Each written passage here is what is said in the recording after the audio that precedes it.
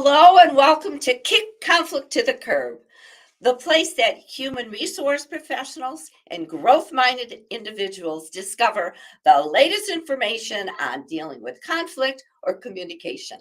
I'm your host, Joyce Weiss, Queen of Conflict Resolution, and I work with HR professionals and growth-minded individuals who are tired of feeling invisible and overlooked, and are ready to feel confident using their voice without losing their cool. The result is their input is finally recognized and respected, and their expertise is in constant demand. Well, I am beyond excited to talk to our special guest today because I saw Sejal Thakkar's first TEDx speech a while ago. And I said, I have to have this lady. At that time, I didn't really know who she was. Well, now we follow each other, we've become friends, and she is a powerhouse when it comes to hidden bias. So I'd like to introduce you to Sejal Thakkar.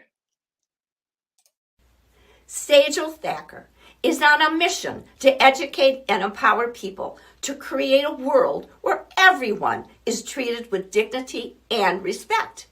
Sejal is a former employment law attorney, a 2-time TEDx speaker, and the founder and chief civility officer at Train Extra, a woman minority-owned training consulting firm, where she helps leaders create respectful workplaces through customized training and coaching.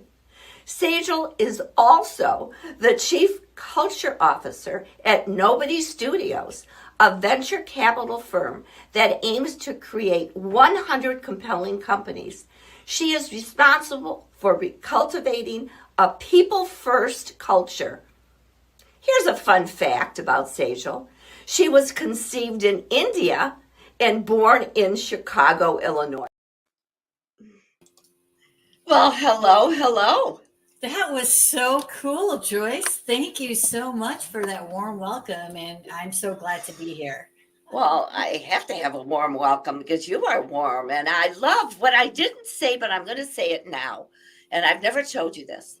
I love your brain. Oh, I love the way your brain works, and I can't wait to showcase for those who are watching this program or who's going to watch it later on exactly what I mean. So, as I said, I saw your first, one of two, TEDx speech called The Pain, the Power, and Paradox. And you described not feeling included and being excluded when you were growing up. Is this what motivated you to become the expert in hidden biases and creating a safe workplace?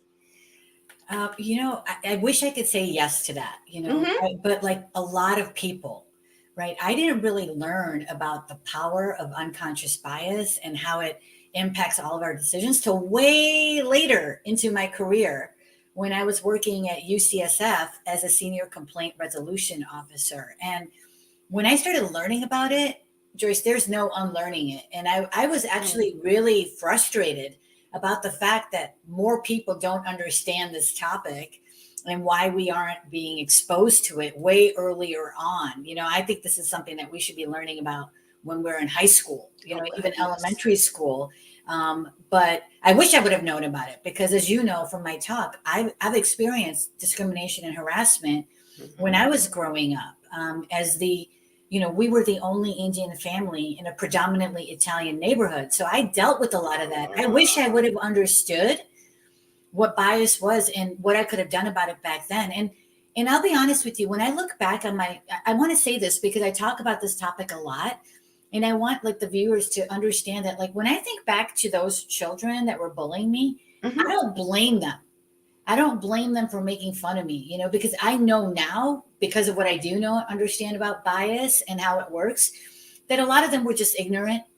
A lot of them lack the awareness. Like I said, most of us don't understand how bias works.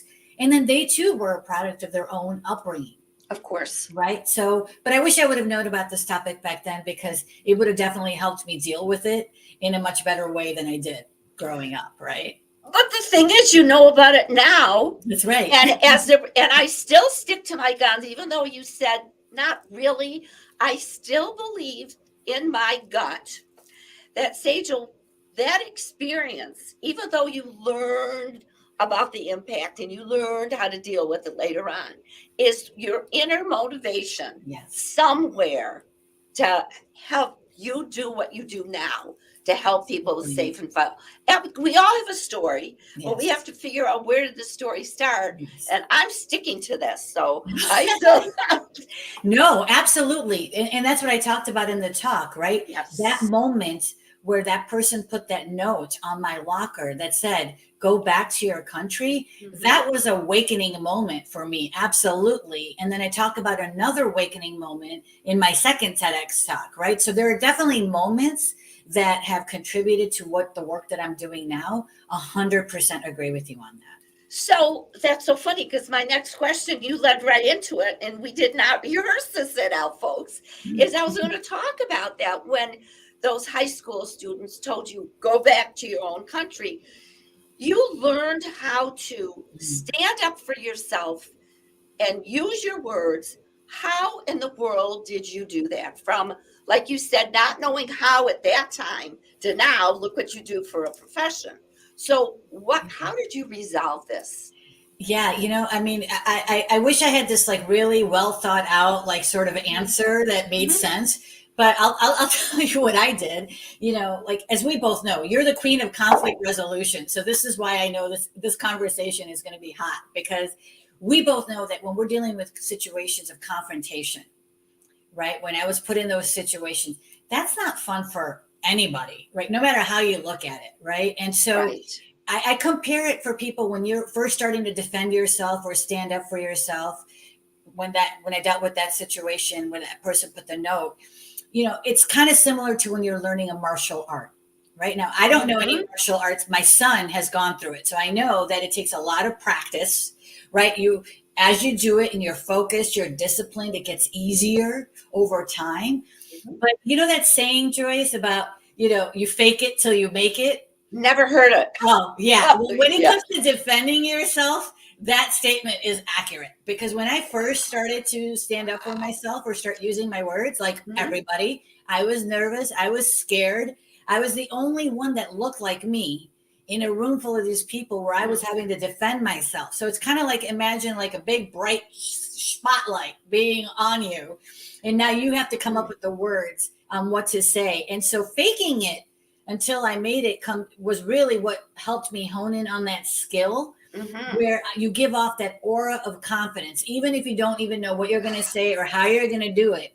It is a skill. So fast forward years later, when I'm stepping in front of an audience filled with people, or I'm stepping into a courtroom with judge, people are like, man, you don't even look like you're nervous. You look so confident. And I'm like, I've been working on that skill since I was in elementary school, right? To make sure, because if you come across as feeling nervous or you look like you're unsure, you're going to have even a harder time defending yourself, right? And so I started becoming very conscious at a very young age of observing people's eye contact, the tone of their voice, their body, how they were standing, the nonverbal communication they were using to help me come up with my words and how to respond to what they were saying, right? So picking up on little micro expressions cued me in on, okay, am I going to get this person to a place of dialogue, or is this going to be a debate, or are we going to have a physical altercation? I became really good at figuring out how to use my words and what words to use. And it wasn't really pretty at the beginning, Joyce. I mean, I got into physical altercations, and I quickly realized that didn't help me at all. I mean, the only one that was getting in trouble was me. And I was just simply defending myself. So I figured out pretty quickly that this isn't benefiting me by getting into, and so words became sort of my kind of go-to. I really kind of also threw myself into books, to kind of really say, okay, if I can't win physically, I'm going to win with my words. And so just education became my sort of coping mechanism when I was younger, of just throwing myself into the books. Yeah. Congratulations to you on figuring that out, on admitting to us, which is so important. That's why I love this lady, folks. You are so real. You're the velveteen rabbit in my little corner. You are so real, Sejal. And the fact that you didn't feel confident, but you had to fake it till you make it, because bullies, and I've had bullies in my life, I still do, but it's so much fun now because I figure out how can I deal with it. Sometimes I do, and sometimes I don't. But you do have to take that risk, even though it's frightening. You may fail. And this is what my clients are always saying to me, Joyce, this sounds great, but I'm afraid. And I'm always saying, what's the cost of you not resolving this conflict? And you're going to go over and over. And Sejal, in my world, I call what you do, be direct with respect. And my clients no longer feel invisible, and they now feel recognized. So do you remember, or do you even, could you share with us some of those strategies that you used so you weren't invisible? You do. Absolutely. Absolutely. And going back to the point you made earlier, like I was using a lot of these strategies back then, not knowing that they were backed by science and research. So yes, these are things that I figured out because I didn't have a choice. I didn't have a choice. I didn't have support. I didn't have resources. I had to figure it out in order to get through, the sort of the ostracism that I experienced lasted for several years. So I had to figure it out, so one of the techniques that I learned very early on was, if I start using my words, if I use certain words, they're going to have a different impact, or this is going to trigger this person and it's going to go the other direction versus us trying to solve this problem.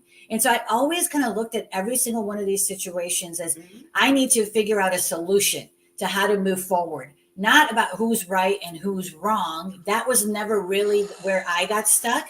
My situation, I just wanted us to figure out a solution so we can move forward. So using I statements, I started doing that very early on, because when I would say, you are always discriminating or you're always making me feel this way, I noticed that the person would start getting very defensive with me.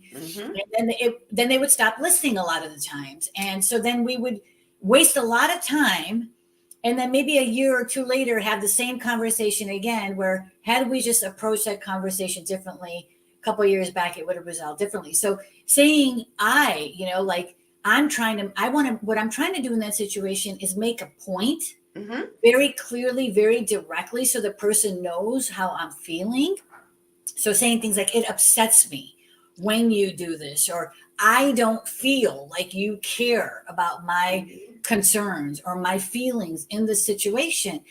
It sends a message that you're being assertive. Absolutely. But you're not being aggressive. And I think a lot of people forget the difference, or I feel like people use those two terms, assertive and aggressive, interchangeably. Have you noticed that, Joyce?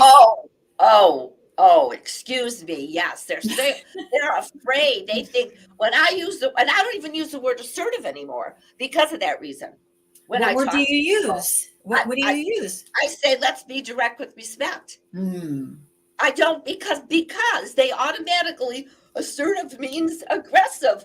I don't like confrontation. Yes. I'm afraid of it. And I said, I love it. I mean, my son actually says to me, Mom, I think you look for conflict. You're doing it purposely. I said, no, it's there. I just choose to confront it. Sometimes I don't. Yeah. And with clients, I tell them, we're going to take baby steps. If you don't just because I love it and I'm the queen of conflict resolution, as you understand, you didn't know when you were younger, but you sure do now, how to use it. People need to know that it's a baby step. And you've said this a couple times today, Sejal. It is, you want to call it science. It's a skill. It's a skill.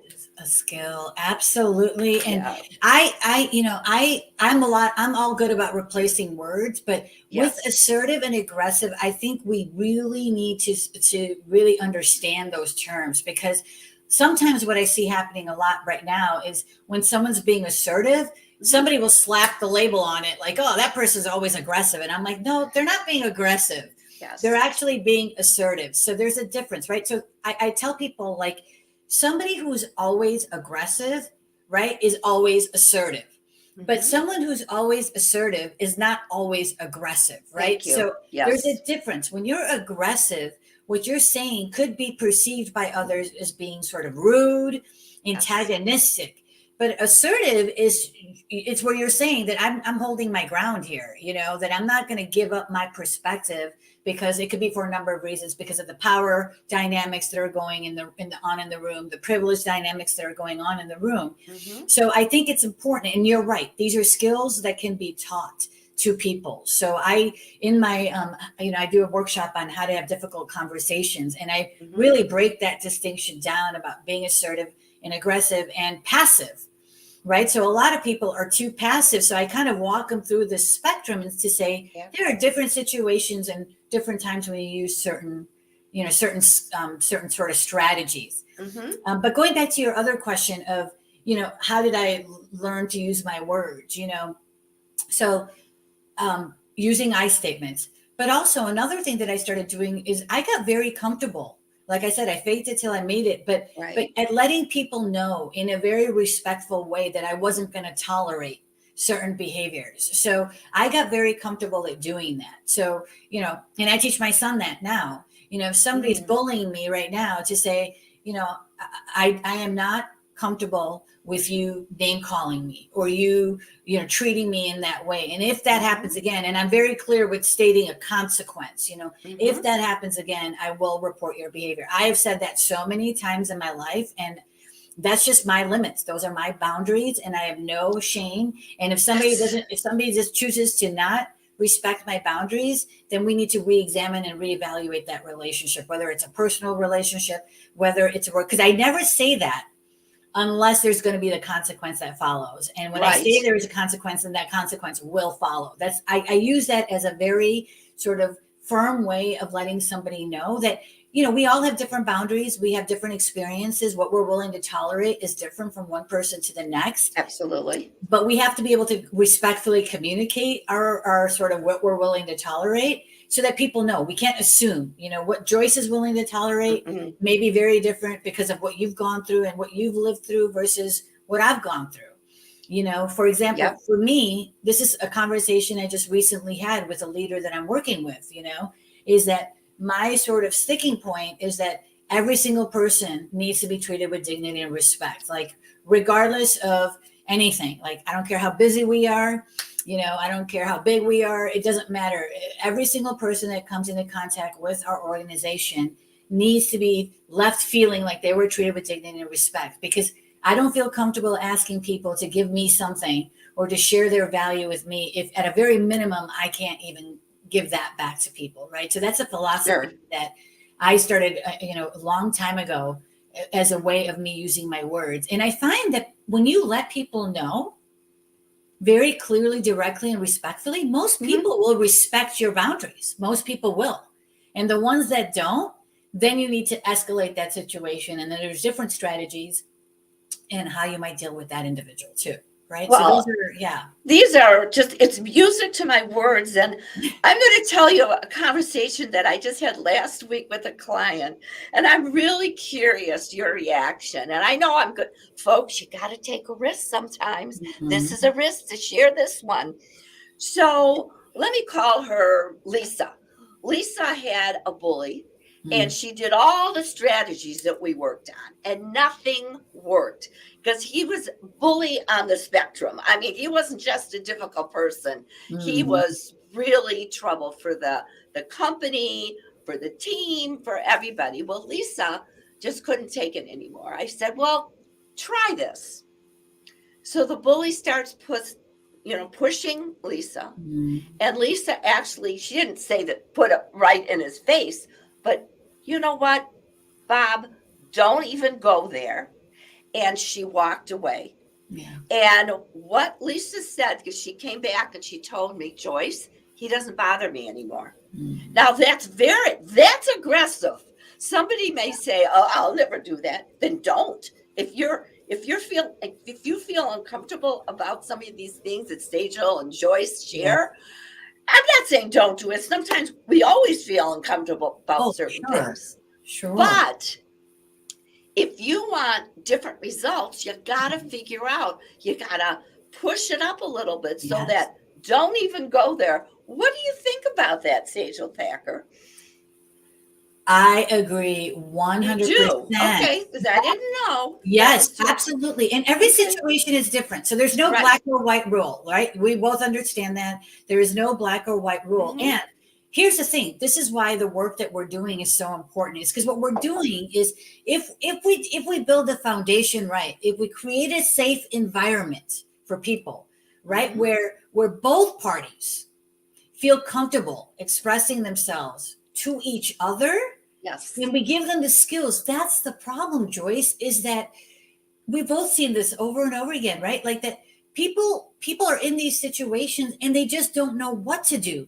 They don't know what to say because we're not taught these things. Never. What we're taught, what are we taught? What are we teaching? I've taught this to people. Report it to your supervisor, report it to HR, report it to leadership. But what about teaching people how to work these things out on their own so that we can create these safe environments where there is psychological safety? That is why I focus on civility in my workshops. That's why I call myself the Chief Civility Officer, is because we need to train people and educate people and empower them so that they can do the work on themselves and with themselves to build stronger interpersonal relationships. That's what it boils down to. And this is the secret to anybody who's watching, who's either an HR professional or a leader in any capacity, that you don't have to dread these tough conversations if you just help coach your employees, your team, take care of it on your own. And matter of fact, there's lots of people that are watching this either live or later back on, later on the other session. What would you tell people who are leaders? How can they create a safe environment where people want to come to work and they feel included? These are your words and they're mine too. So tell us, what kind of strategies would you suggest? Okay, so the first advice that I give to all leaders, and that's everybody. When I say leaders, I mean everybody, right? We're all leaders. Thank you. We're all leaders. Everybody's a leader in every organization, everywhere. Okay, so, but here's my advice to all leaders is stay the course and understand that what we're truly striving to do here is to build harmony.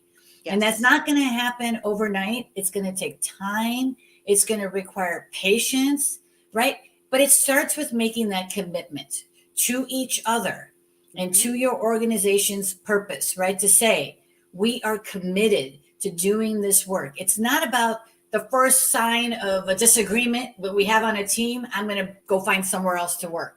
It's not about that. It's about committing, just like you do with any relationship, to each other, to make time to address any kind of misunderstandings you might be having, to resolving those disagreements, to understanding that when you put different people together, and we're all different. Yes, thank you. That there are going to be some challenges that come along with diversity, and we all know we want diversity, right? So we have to acknowledge that there are challenges that go along with that, and that we have to take steps to mitigate those challenges. So what we've been talking about here today is just one aspect of that, unconscious bias, right?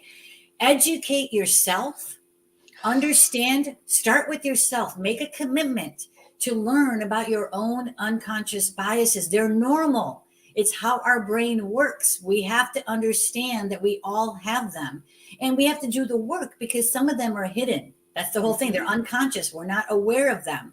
And so it takes time to figure out what they are, and what mine are going to be very different than what Joyce's are, and the person next. Everybody's biases are different, right? And I realize this, Joyce. That when had those children, those kids, the ones that were bullying me, had they been aware of their own personal biases, a lot of the things that I went through wouldn't have happened.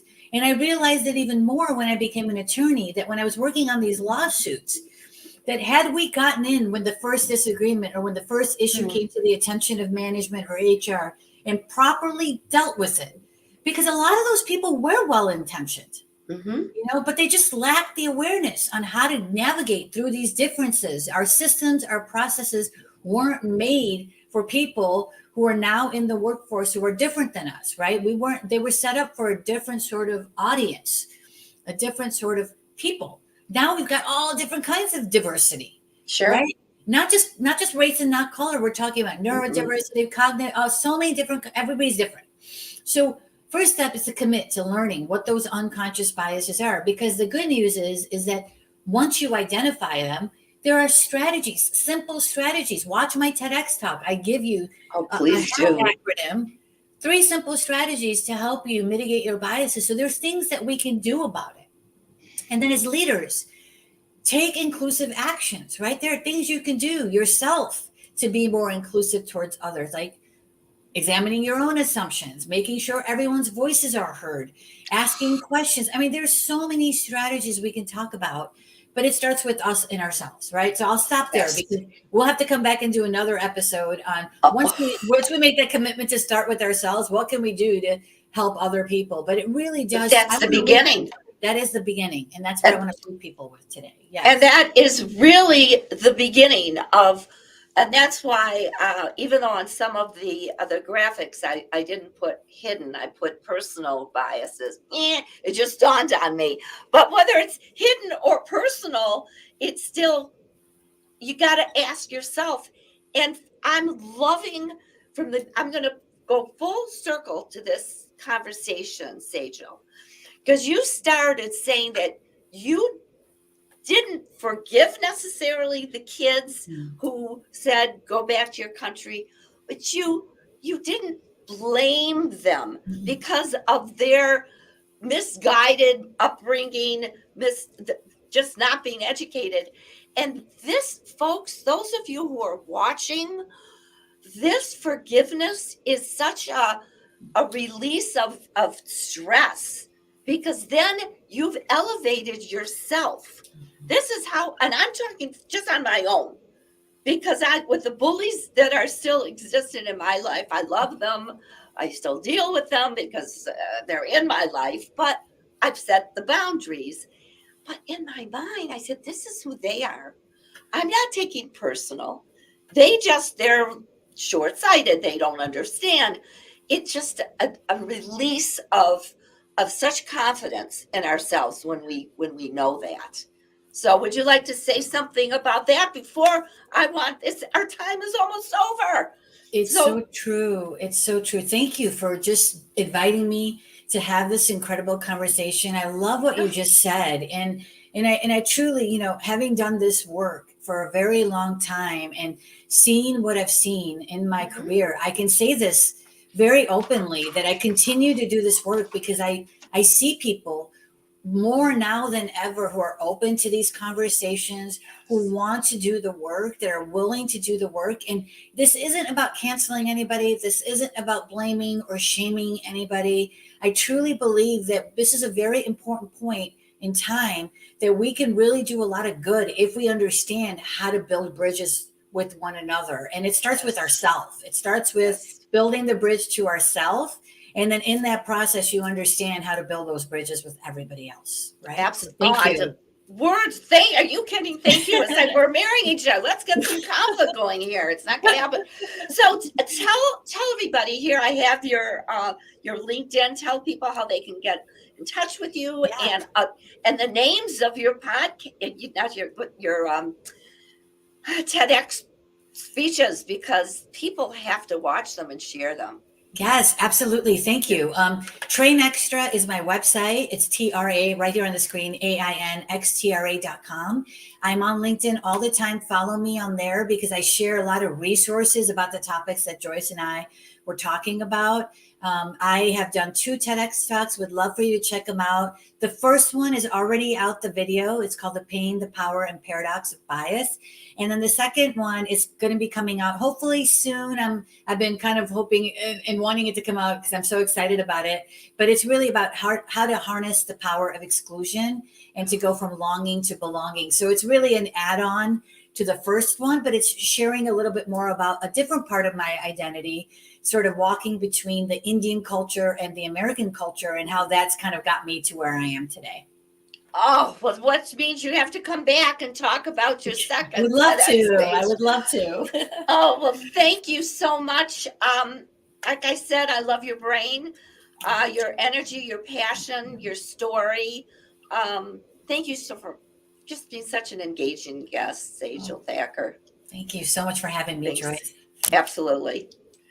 Well, folks, I sure hope you enjoyed yourself as much as I did talking to Sejal about hidden bias. And that's why I had her come to the program.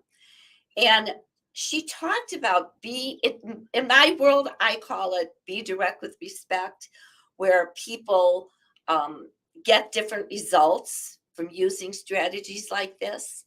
And if you want to get your own communication assessment, I have a treat for you. If you go to kickconflicttothecurb.com, you're going to get your assessment that's going to improve your relationships, not bad, and get inner peace, which is something that I know most people that I know, including myself, just want more and more. Well, you'll want this because you'll have increased self-confidence because you're no longer going to dread those difficult conversations. You're going to experience more joy at work because that drama is going to be diminished, and you no longer feel invisible because you are heard and respected.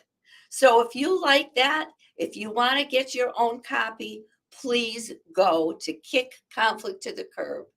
Now, those of you who already received the assessment and you already got that powerful tool, and if you want more support, please send me an email, joyce@joyceweiss.com, because that's where you can find out 3 important things after you get.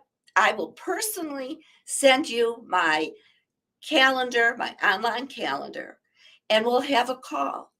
And what will this call be all about?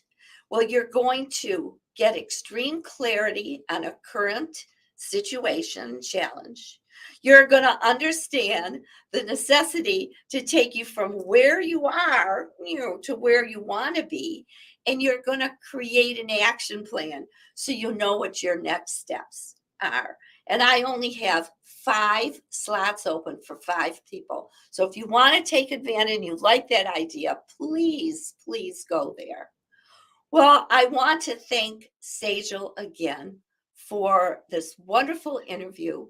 I want to thank all of you for watching.